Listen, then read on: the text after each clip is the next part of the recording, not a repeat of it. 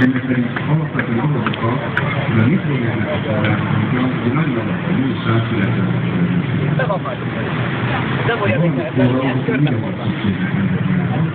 Egyrészt a szentőjészét a fordításra forráspontja a nitrogén forráspontja és szentőjészét és ön is 200 ml dioxid, ráadásul a kezünk, teszünk, elegendő energiát biztosít a nitrogénnek.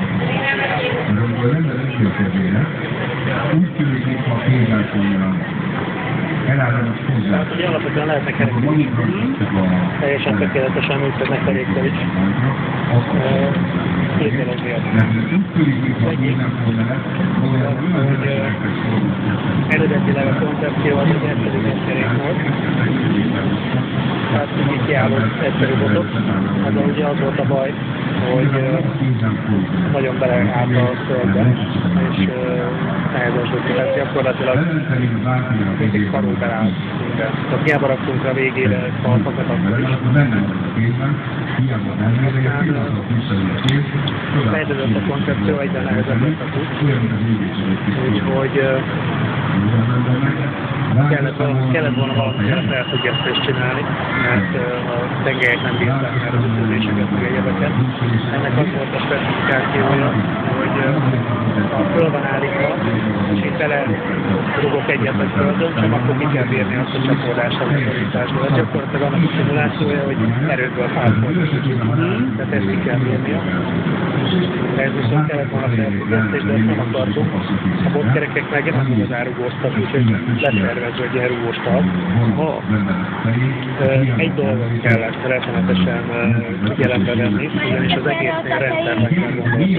Nincs olyan, hogy csak ráteszek egy lánctalpat, meg egy löveget, meg egy üvét, meg egy tárcélzatot, és akkor jaj, de jó 300 tonna. Rendszerben gondolkodás azt, hogy minél könnyebb kell lenni, és mivel nagyon egyszerű csúka van a napelem, meg ilyesmi, ezért lehetőleg olyan kereket kell tervezni, ami nem vesz akkor árnyékot a napelem egyik oldalról, és a nap. Ezért van ennek ilyen alapja. A botkerék az nem vesz nagy árnyékot, de ezek az egész vékony forma is azért van, hogy ha oldalról süt rá a nap, akkor minél kisebb legyen az árnyékprofil a napelemen. Értem. És itt, hogyha azt már észrevettem, hogy igazából két eleje van. Igen.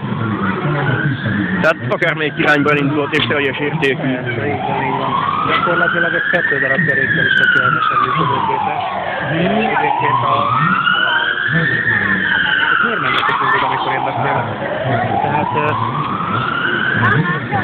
2 darab kerékkel is működőképes egy ilyen rover, például elég sok GLX film is volt, akik gyakorlatilag van is akik 2 ilyen kerék, rá van téve, le van támasztva hátulja, tehát a japán rover az például ilyen, illetve az eredeti koncepciós, ami alapján ezt jót, hogy bocsánat, merítettük, az is olyan, hogy egy tárcsó egy kereke van, és 2 ilyen hasonló kerékkel jutott. Ez gyakorlatilag egy egyszerű anyag. Tehát gyakorlatilag leválaszthatom az elejét, hogy a kerekeket van, ugyanúgy működik. Akkor ez egy nagyon strapabíró készülék.